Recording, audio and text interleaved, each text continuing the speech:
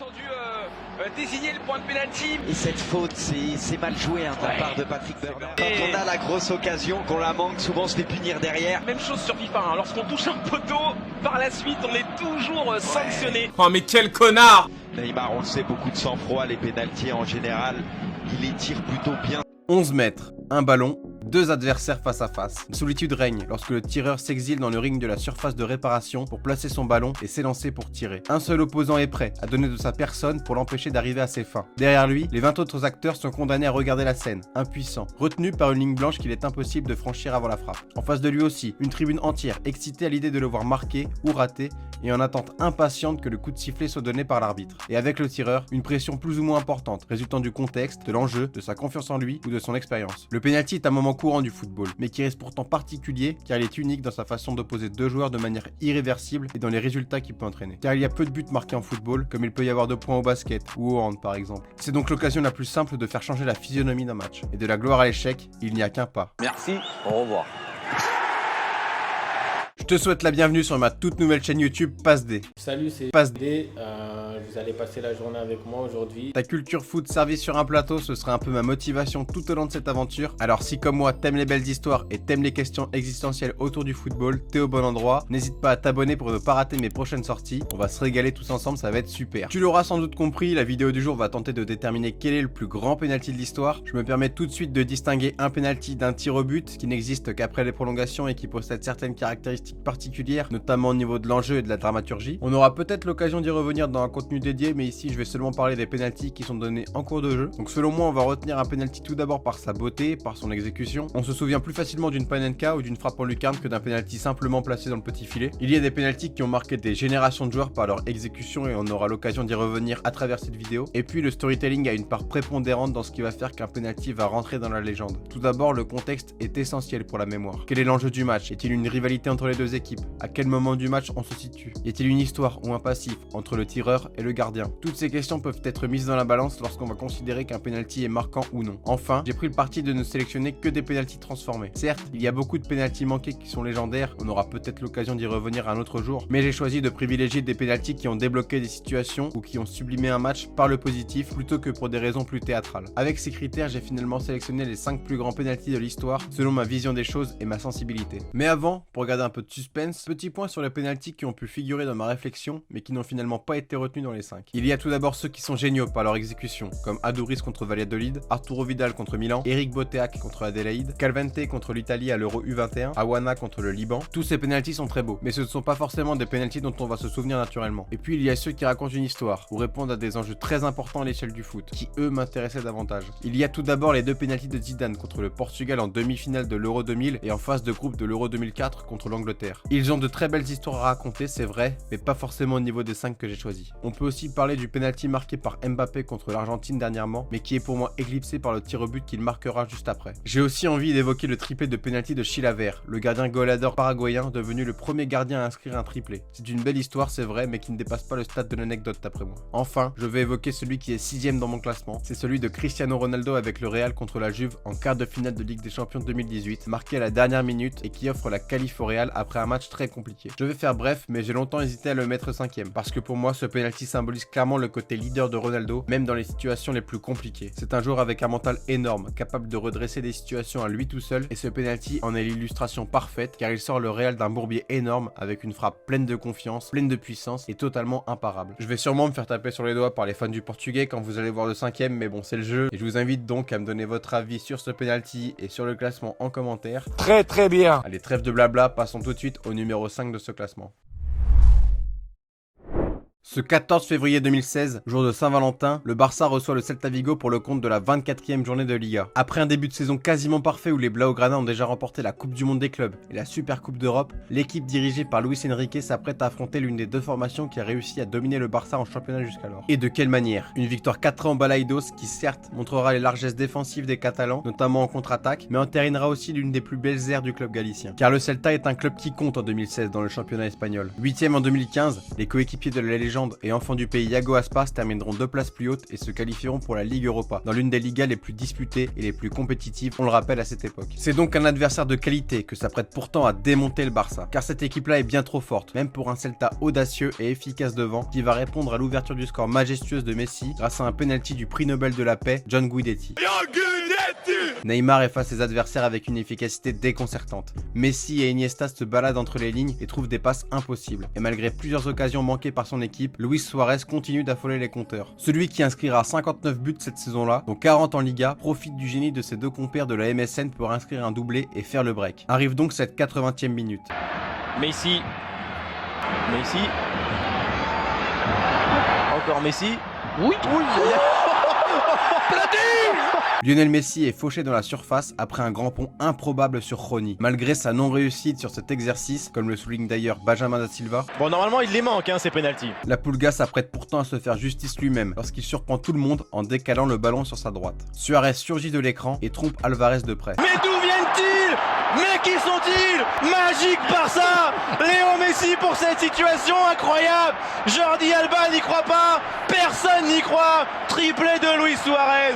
C'est fou! Neymar, le destinataire présumé de cette offrande de l'Argentin, comme il l'expliquera après le match, ne bronche pas. Car la magie de la MSN a encore frappé fort, a encore écrit un peu plus sa légende. Le Brésilien aura d'ailleurs l'occasion de briller aussi, en parachevant ce succès retentissant de 6-1. Cette large victoire ne sera pas seule en cette saison 2015-2016. Les Catalans ont par plusieurs fois passé 5, 6, voire 8 buts à leurs opposants. Mais celle-ci est ornée d'un but magique, symbolique à bien des égards de la supériorité footballistique et de la créativité de cette équipe et de ce trio sud-américain qui a tant fait parler. Vainqueur de la Ligue des Champions l'année passée et d'une Liga à 94 points et 110 buts, le Barça se contentera d'une Liga à 91 points et 112 buts cette saison. On a parlé des 59 buts de Luis Suarez, rajoutons-lui 22 passes décisives, toutes compétitions confondues. Sans oublier les 41 buts et 23 passes décisives de Messi, les 31 buts et 20 passes D de Neymar. Tout simplement stratosphérique. Comme un symbole, cette Dream Team se ferait éliminer par la froideur de l'Atlético de Simeone en quart de finale de Ligue des Champions. Mais qui s'en souvient? Car cette MSN, attaque du dernier grand Barça, un des plus grands trios offensifs de l'histoire, a marqué son époque. Et ce penalty en est l'illustration parfaite. Il mérite donc bien cette 5e place, n'en déplaise aux Christianers. Très bien. 7 février 2016, Lille 14e reçoit Rennes 9e pour le compte de la 25e journée de Ligue 1. Sacré a fait de lui quelques mois plus tard Eder. Rennes pousse pour égaliser et obtient finalement un pénalty dans les toutes dernières minutes, que transformera la jeune... Après le match, David Berger s'empressera de lui demander quel est son pied préférentiel. La suite appartient à l'histoire. Gaucher. Sûr, parce que vous marquez aussi le droit. Ouais, je suis plus gaucher. Et les pénaltys, vous les tirez pas du droit? Si. Pourquoi? Parce que je tire mieux du droit.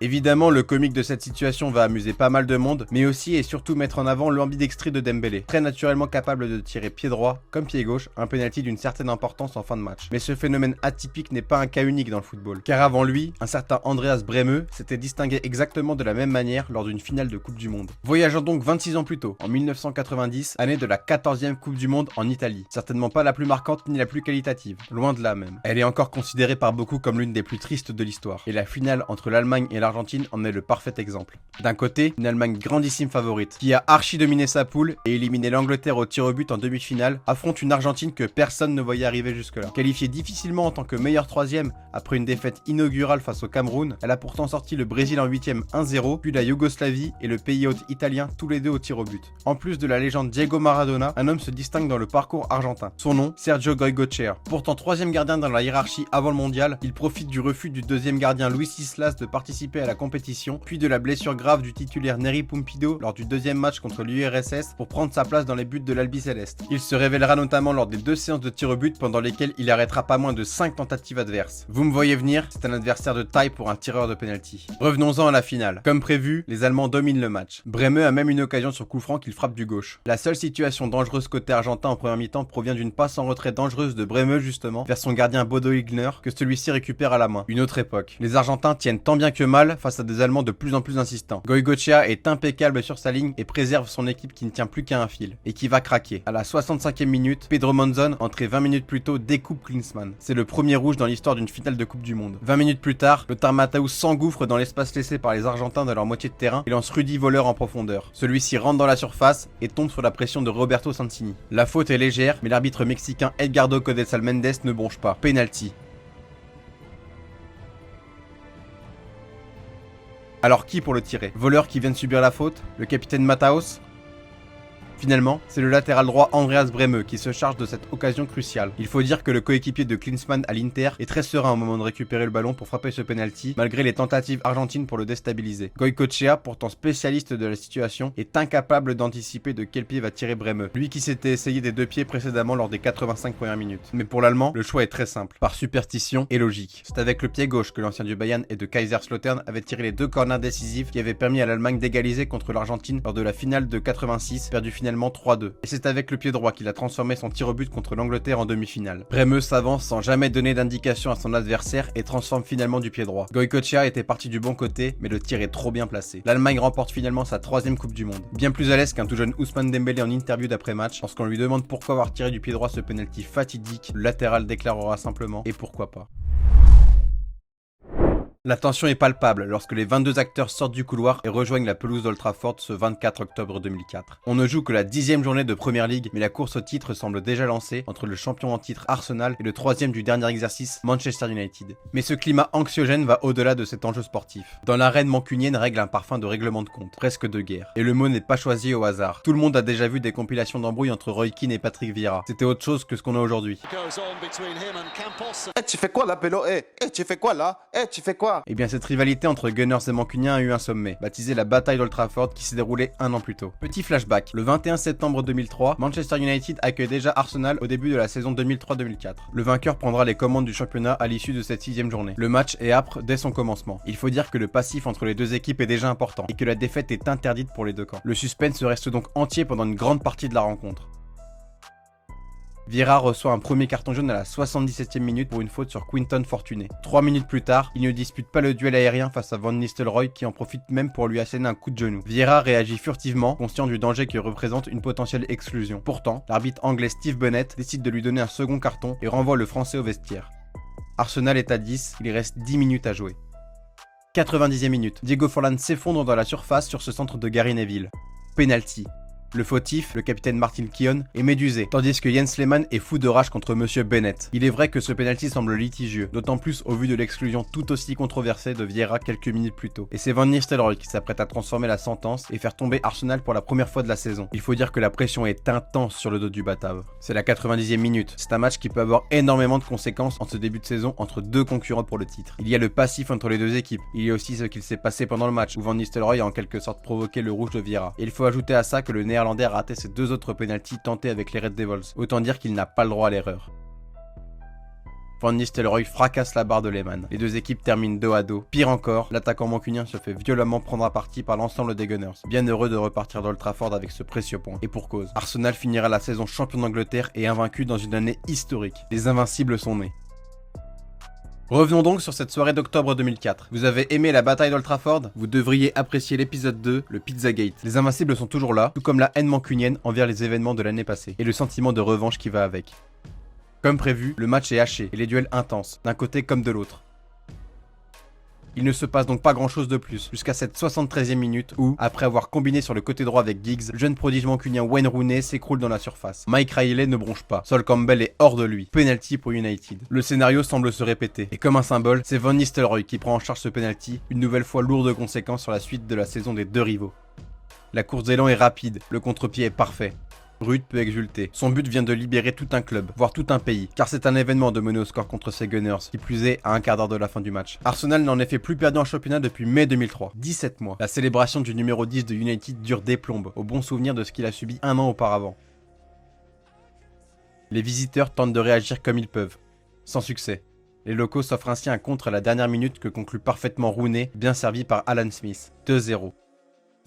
Après 49 matchs en défaite, les invincibles ne sont plus. Et l'après-match est chaotique. Sol Campbell refuse de serrer la main à son malfaiteur Rooney. Sir Alex Ferguson, auteur d'un sacré coup, ne va pas garder le sourire bien longtemps, car ça chauffe dans les couloirs. Des objets volent de partout. C'est la pagaille. Quand soudain, le coach écossais reçoit une pizza en pleine tête. Cesc Fabregas, l'auteur de ce crime contre l'humanité, est au cœur de tous les soupçons sans être officiellement identifié. C'est finalement 13 ans plus tard, en 2017, que l'Espagnol avouera sa faute et s'excusera auprès de Ferguson. Mais sans rancune, car en ce 24 octobre 2004, les invincibles sont tombés, et Ruud van Nistelrooy s'est vengé. 40 ans avant Messi et Suarez, Johan Cruyff dispute l'une des dernières saisons de sa carrière. De retour à l'Ajax après son exil en Espagne et aux États-Unis, l'attaquant néerlandais n'est plus à son apogée mais continue de faire parler de lui aux Pays-Bas. À 34 ans, il inscrit 14 buts pour son retour dans son club formateur et remporte l'Eredivisie. Une saison réussie qui atteindra son sommet à un moment pourtant inattendu.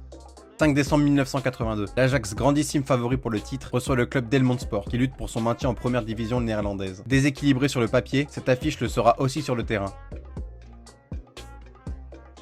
Et il ne faut que 19 minutes à Johan Cruyff pour ouvrir le score.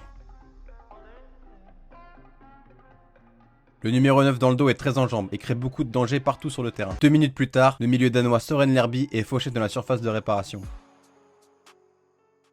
À la surprise générale, c'est Cruyff qui s'empare du ballon pour tenter de doubler la mise. Il faut dire que le penalty est loin d'être son exercice favori. Il n'en a en effet jamais inscrit avec son club formateur durant toute sa carrière. Seulement 2 sur ses 60 marqués avec le Barça ont été inscrits de cette manière-là. Pourquoi? La raison reste inconnue. Tout ce que l'on sait, c'est que Cruyff n'aime pas faire simple, n'aime pas faire comme les autres. C'est d'ailleurs un peu ce qui l'avait poussé à marquer ce but exceptionnel contre l'Atlético avec le Barça en 74. Un geste totalement hors de son temps. Alors qu'il pose le ballon à 11 mètres de la cage d'Otto Versfeld, le gardien d'Helmond, tout le monde semble surpris, mais personne ne s'attend à ce qu'il va se passer. Cruyff pose le ballon, recule pour prendre son élan, puis se redirige vers celui-ci en marchant, certainement pour le replacer à sa guise. Le ballon dans les mains, il le repose ainsi subitement, puis décale le ballon à sa gauche. Le jeune Jesper Olsen a suivi, se présente devant le gardien et remet à son attaquant qui conclut dans le but vide. Personne ne sait comment réagir, sauf l'arbitre de la rencontre qui valide le but sans hésiter. L'Ajax s'impose finalement 5-0 et file vers le titre, tandis qu'Helmond parvient à se maintenir de justesse. Une saison finalement positive pour les deux équipes, qui seront marquées par ce penalty venu d'ailleurs, par un joueur venu d'ailleurs. Je vais devoir casser la légende tout de suite, vous m'en excuserez, mais ce n'est pas le premier penalty inscrit de la sorte. En 57, les Belges Rick Coppens et André Pieters l'avaient déjà expérimenté, tout comme l'Irlandais Johnny Newman un peu plus tard. Mais personne ne se souvient d'eux, car celui marqué par Cruyff et Olsen est plus réussi, plus maîtrisé, car il a été préparé pendant plusieurs mois. Dès le début de saison, le vétéran néerlandais propose le deal à son jeune coéquipier danois, certainement car celui-ci est gaucher. À l'abri de tous les regards, même celui de l'entraîneur Ad de Mos, les deux compères répètent le geste à la fin des entraînements.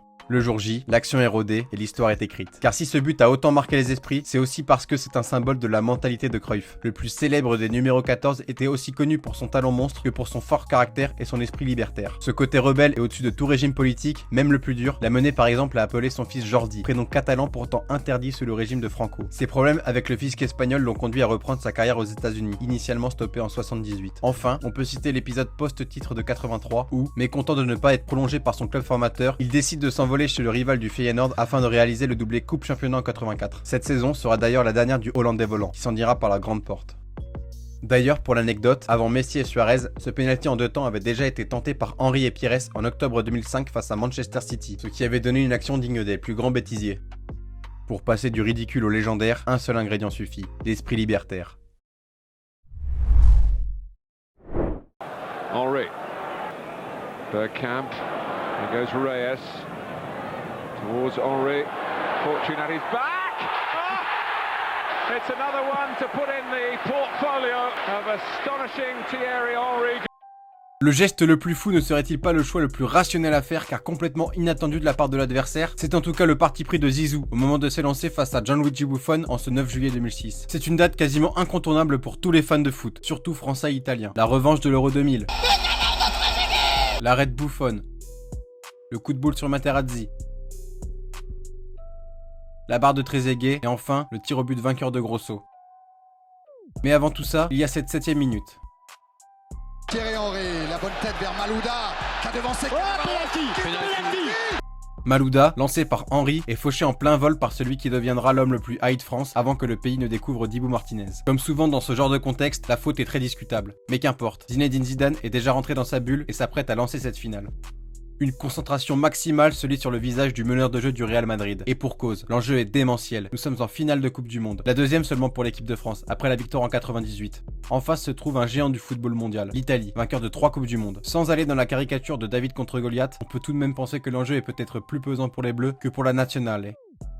Et puis, il faut aussi parler de l'enjeu individuel, car Zizou dispute le dernier match de sa carrière. Finir sur une bonne note est une obligation pour l'un des plus grands joueurs de l'histoire du pays, si ce n'est plus. C'est lui qui avait libéré les Bleus contre le Brésil 8 ans plus tôt, c'est lui qui a mené la France jusqu'en finale. À 34 ans, cette deuxième finale de Coupe du Monde est un jubilé qui peut se transformer en consécration, d'autant plus s'il marque et participe directement à la victoire de son équipe.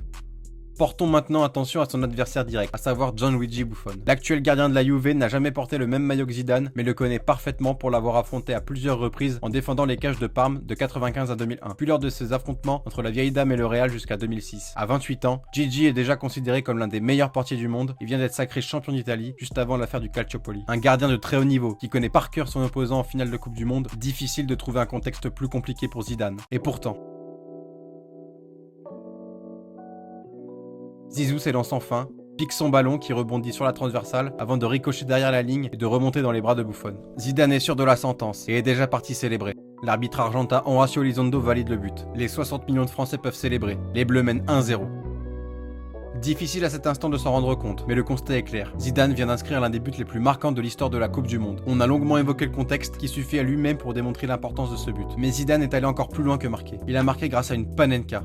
Ce geste inventé par Antonín Panenka lors de la finale de l'Euro 76 qui avait permis à la Tchécoslovaquie de l'emporter face à l'Allemagne est certainement l'une des inventions techniques les plus marquantes par la créativité et la folie liées à ce geste. Là où la logique pourrait privilégier une frappe sur un côté et hors de portée du gardien, ce geste représente tout le contraire, une petite pichenette en plein milieu du but. Le résultat est très beau, mais cela reste un geste à qui tout double. En cas de raté, le ridicule est immense. Ainsi, le tenter et le réussir dans une finale de Coupe du Monde semble être de la folie pure. Panenka a eu le mérite de créer un geste totalement inattendu, bien assez fou pour devenir bien assez rare. Finalement, chaque Panenka est très surprenante, et rares sont les gardiens à rester au milieu pour l'anticiper. Il a d'ailleurs été démontré que les gardiens ont tendance à plonger pour ne pas avoir à subir la pression sociale, car ils n'auraient pas choisi clairement un côté en plongeant. C'est d'ailleurs ce qui était beaucoup reproché à Jan Oblak lors de la séance de tir au but en finale de la Ligue des Champions 2016 entre l'Atlético et le Real. Tirer au milieu semble donc être un beau parti pris pour un tireur en se fiant aux biais psychologiques et aux statistiques. Finalement, cette Panenka inscrite par Zinedine Zidane ce 9 juillet 2006 en finale de Coupe du Monde face à l'un des meilleurs gardiens de l'histoire est un subtil mélange entre un pragmatisme glacial et une folie extrême propre au génie. Le tout saupoudré d'un contexte pesant au possible. Malgré tout, difficile de ne pas mettre davantage en avant l'esthétisme du geste au détriment de l'efficacité, car il aurait pu concrètement mettre une mine sous la barre ou tirer en pleine lucarne, ce qui est statistiquement tout aussi intéressant pour le tireur. Et on pourrait même se demander si ce geste est raté, car une Panenka qui touche la barre et qui rentre, c'est clairement du jamais vu. Toutes ces questions et ces réflexions autour de ce penalty en font tout simplement le plus grand de l'histoire. Encore une fois, un penalty n'a sans doute pas la dramaturgie d'un tir au but, car l'enjeu est moindre. Malgré tout, certains penaltys ont beaucoup plus d'impact que d'autres, par le résultat qu'ils apportent et par l'histoire qu'ils racontent. Et celui de Zidane en est la preuve parfaite. Je vous remercie très sincèrement d'avoir suivi cette vidéo en entier. Thank you. N'hésitez pas à me donner votre avis sur ce contenu en commentaire, je lirai tout avec attention. N'hésitez pas aussi à me proposer d'autres sujets de ce type. J'ai beaucoup d'idées de vidéos à faire et j'ai hâte de vous montrer la suite. Donc n'hésitez pas à vous abonner pour ne pas rater les prochaines sorties et à très bientôt. Merci, au revoir.